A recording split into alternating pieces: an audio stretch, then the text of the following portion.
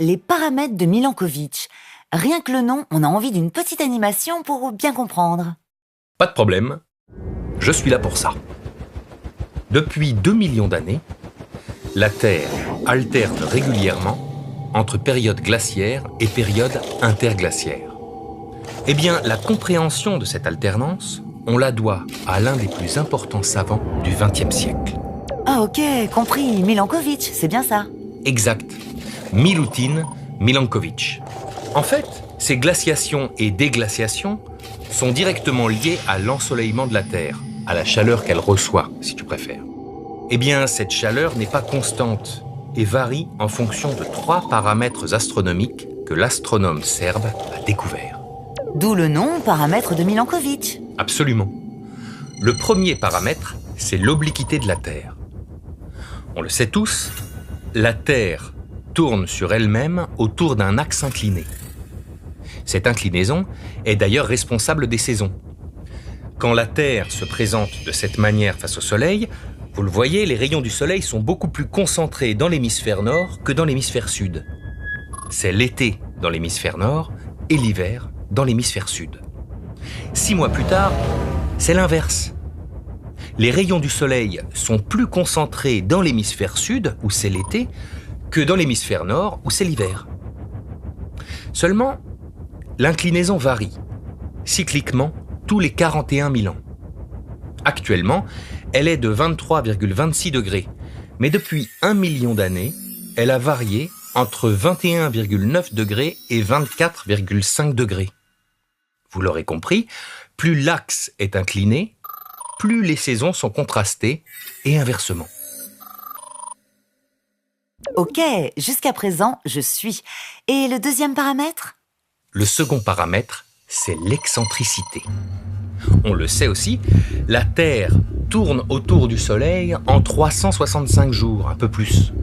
Seulement, la trajectoire qu'elle emprunte oscille tous les 100 000 ans entre un cercle presque parfait et une ellipse. En fonction de ces variations, vous le voyez, la Terre est donc plus ou moins proche du Soleil. Elle reçoit donc plus ou moins de chaleur. Et le troisième paramètre? Ah, le troisième est un peu plus complexe. C'est la précession des équinoxes. En plus de tourner sur elle-même, la Terre tourne à la façon d'une toupie. La direction de l'axe de la toupie varie et décrit un cercle. Eh bien, c'est pareil pour la Terre. L'axe de rotation terrestre décrit un cercle en 23 000 ans. À cause de cette précession, les saisons ne se passent pas au même endroit sur l'orbite. Il y a 11 000 ans, l'été dans l'hémisphère nord se produisait quand la Terre était au plus proche du Soleil. C'était donc des étés très chauds. Avec la précession, il se passe désormais quand la Terre est au plus loin du Soleil. Les étés dans l'hémisphère nord sont donc plus frais qu'il y a 11 000 ans. C'est la combinaison de ces 3 paramètres orbitaux, l'obliquité, l'excentricité et la précession, qui influencent le climat de la Terre. Ok, compris. Et concrètement, qu'est-ce qui fait entrer la Terre en glaciation, par exemple?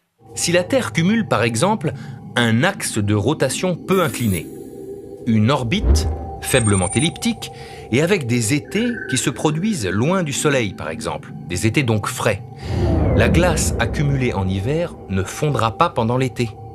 Cela favorisera une entrée en phase de glaciation. Depuis 2 millions d'années, c'est donc au rythme de ces paramètres orbitaux que la Terre alterne entre des cycles glaciaires d'environ 100 000 ans et des cycles interglaciaires plus chauds et plus courts d'environ 10 000 ans.